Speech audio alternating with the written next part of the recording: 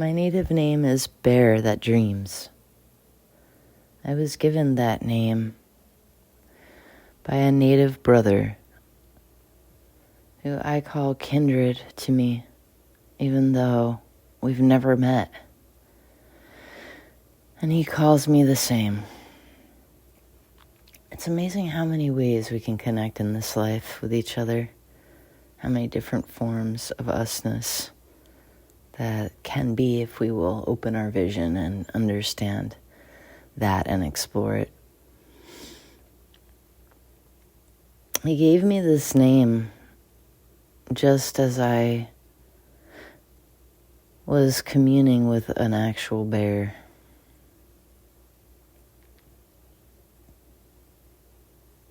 He didn't know I was communing with a bear. I had no idea I would be either moments before. He texted me this name, and I heard a rustle outside.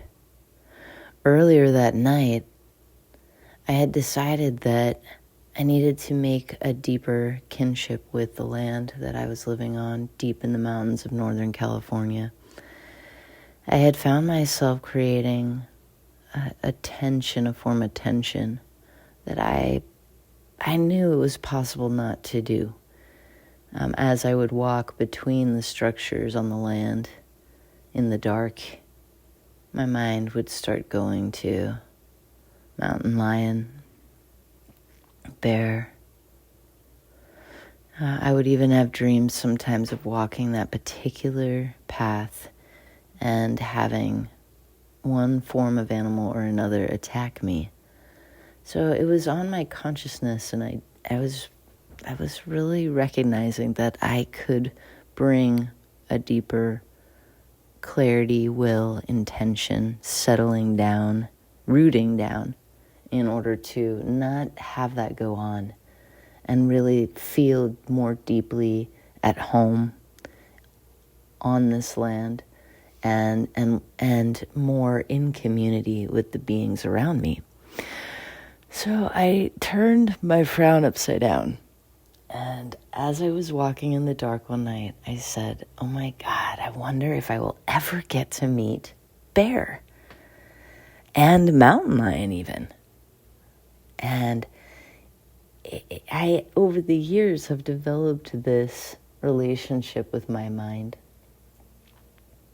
such that it says things like that. I orient it, I invite it towards more of that type of perspective, and then it starts to adopt it, and then I listen like a parent. So I heard that, and it was so adorable. She was so childlike in her decided glee. And I said, you're excited, are you? That's so cool. And she said, yeah, I'm so excited. And I said, well, it's actually time to wind down and go to sleep now. So let's be excited and also start gearing down. So I talked to her just like I would a child of my heart. And she's like, okay.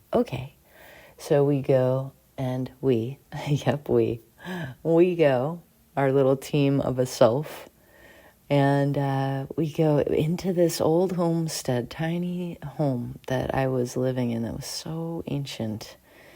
And I get in there, and it had the coolest sliding door that went to nowhere. It was meant for a deck that never got built.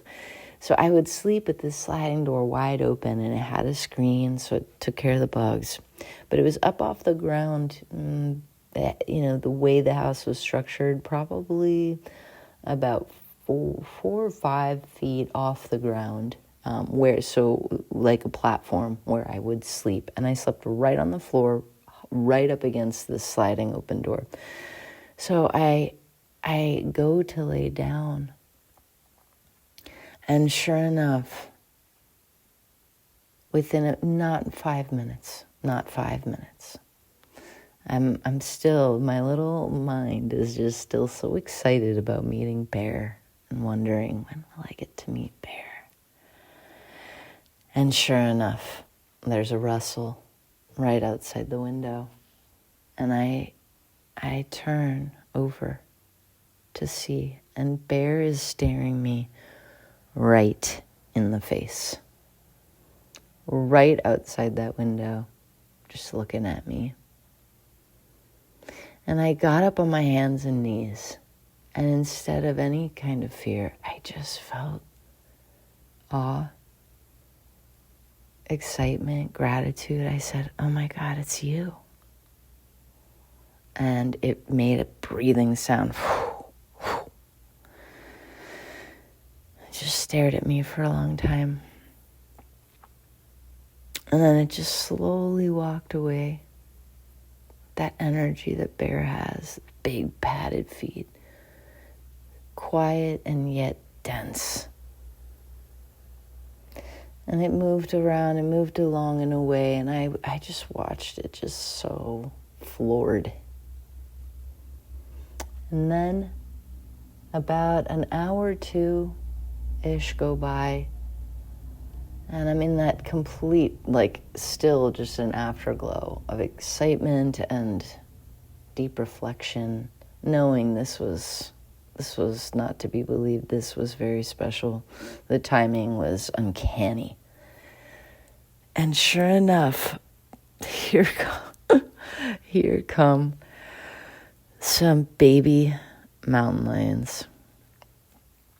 So in this one night that I had brought that level of deep enthusiasm for these beings, here they came.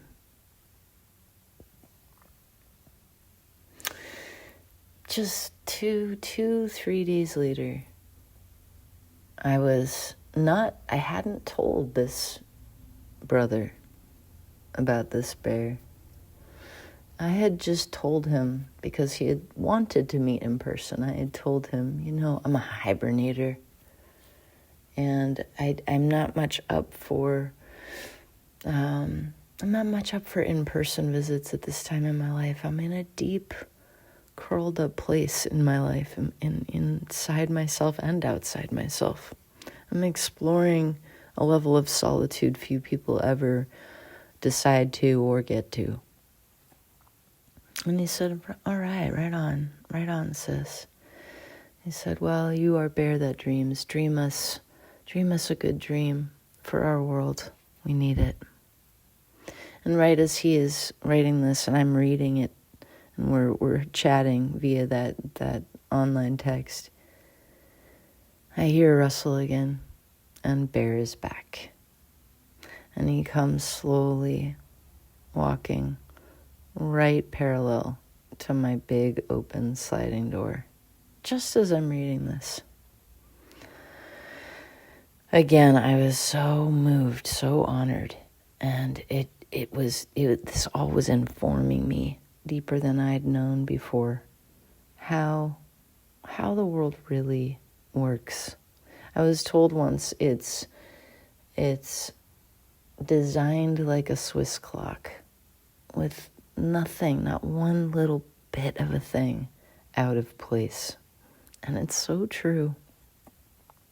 And in very fine form and reflection of that, years went by. I hibernated so deep during that time. I really lived my name, embodied it. And in so doing, I rebuilt myself. I let myself completely unravel. And then I rebuilt my body to where it went from nearly dying to rising up and moving back into the world.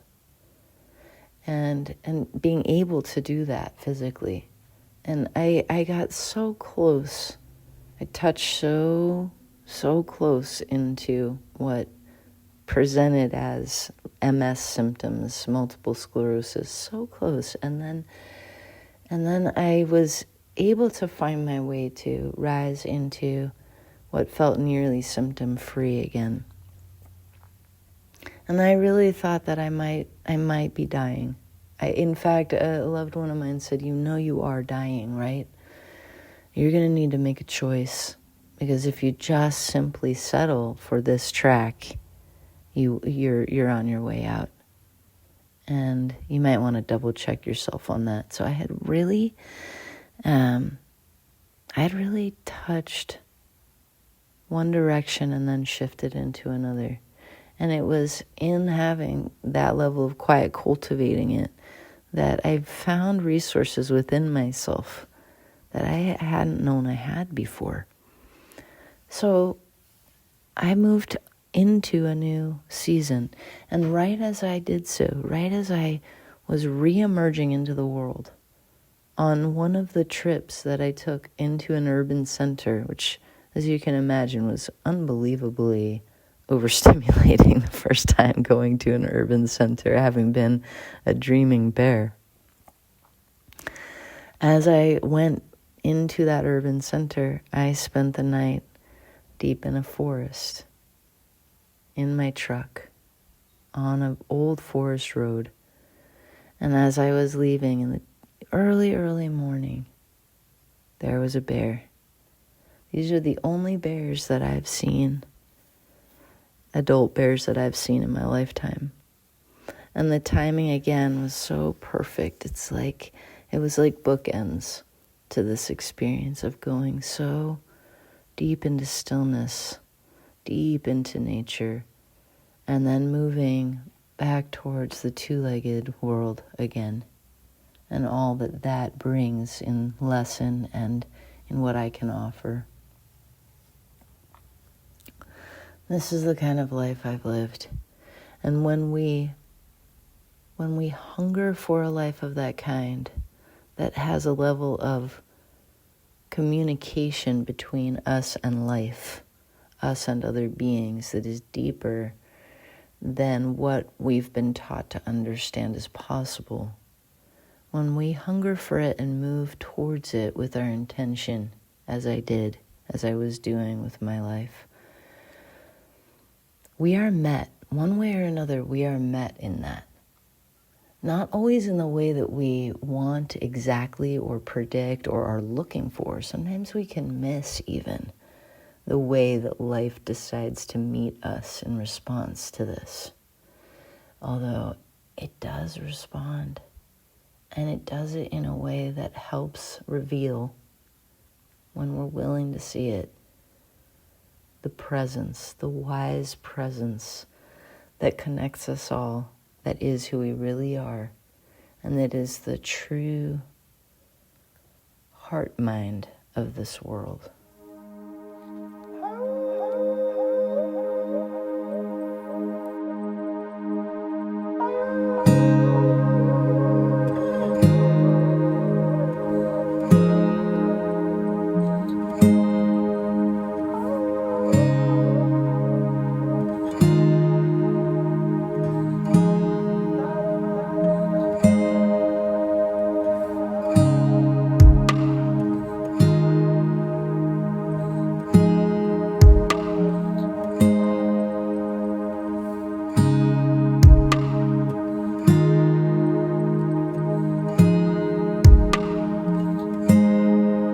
I greet my Lord down by the riverside. It hits me almost every time.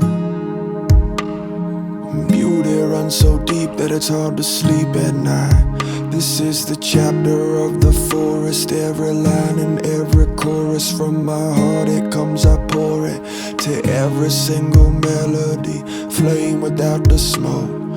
On this holy poetry, I swear I'll never choke, because I only speak of Namaste. Harder, harder every day. Lay my love down at her waters, calling on the mountain's daughter. No more books, no more empty words, no more running away from her.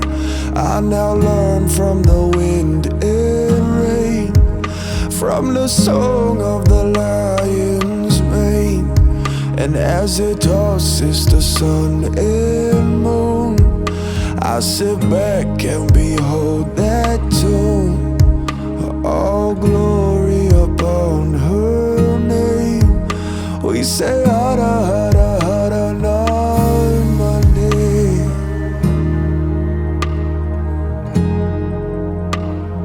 Hara Hara Hara Namane.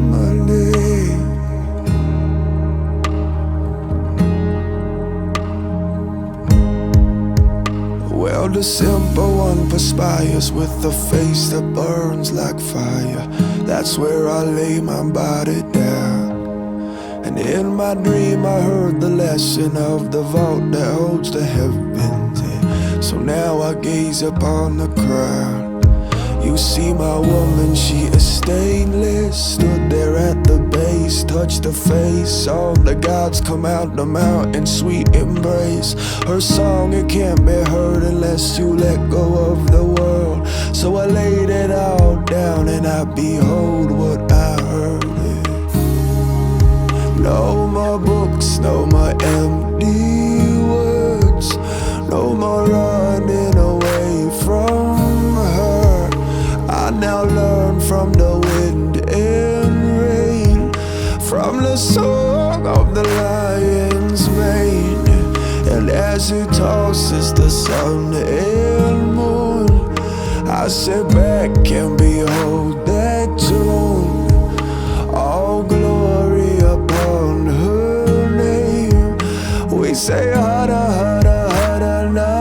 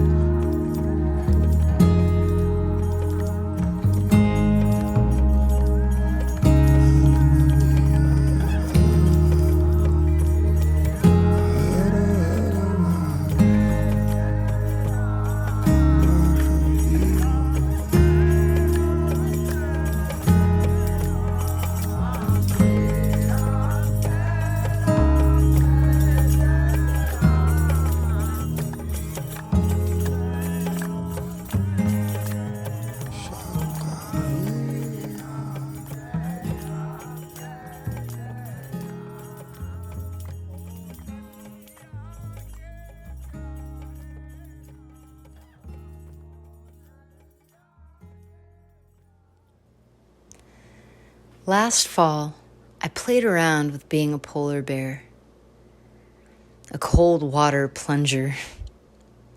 As I descended in my towel down the hill towards the chosen pond, everything inside my head was a cacophonous, nah. The heart, in its wisdom, the loving aspect I opt to know as me, took my mind up in its arms parentally. We are going in that water, I repeated to her, to the one screaming and attempting to negotiate with me. Thinking won't get you out of this. Your best bet is less thinking, more doing. Less whining, more doing. I repeated this incessantly, mantra style, as I careened my way into the liquid ice. It's not an unkindness that was leading this charge. In fact, when my adrenal glands or health conditions signal that cold water is contraindicated, none could convince me to go in. When it works, it works.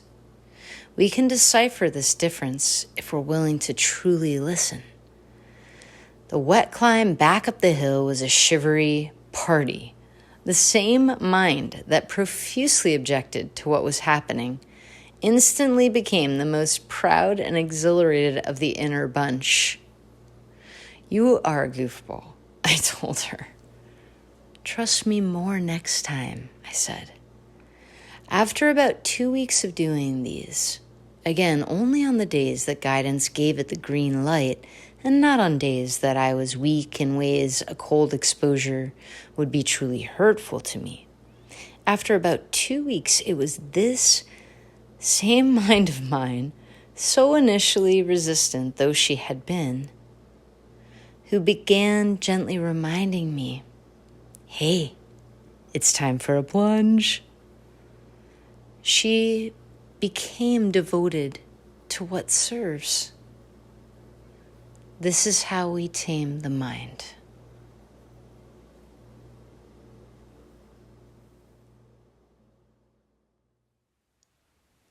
Let me ask you this.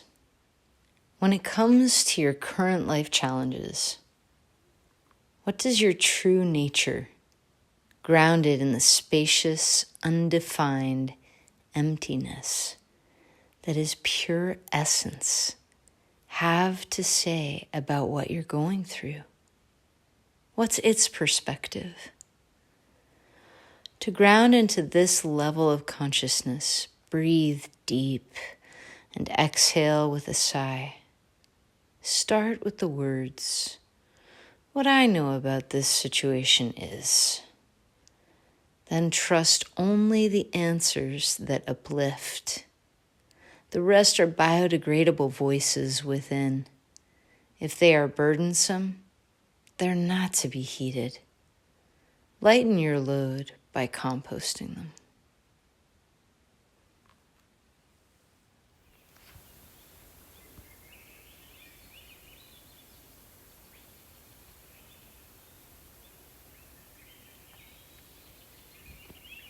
In my world, generosity becomes the culture. I ensure that. I do it by letting go of what is right and wrong and focus more on what works and what doesn't work. I let go of what is fair and I focus on what brings the hummingbird's wing inside me. What brings joy, what fills me with effervescence. And I find myself in a land far away from what is fair and deep into what is service. And with each breath and each act, I find myself cultivating generosity in my community. I give, and I don't look back. And I find myself in moments where receiving is needed for me. They are more rare for me than in the giving. And it's more rare even than that what I'm needing in that moment with a sincere heart isn't met.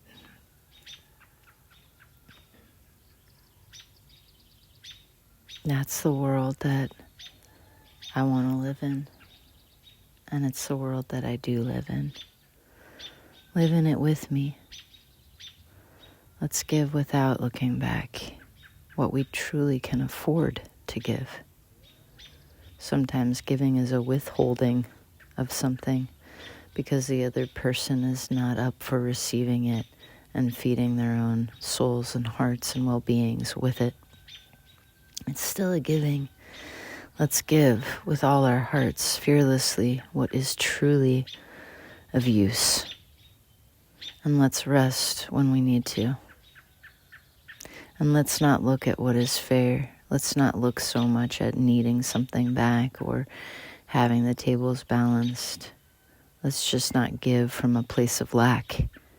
That's not when to give. to others. That's when to give to oneself and cultivate what is sustainable within and around us for our own needs. We don't need boundaries and we don't need rules. We just need to take up our courage and do what we know to do. That is a guidance that is so reliable and so enough.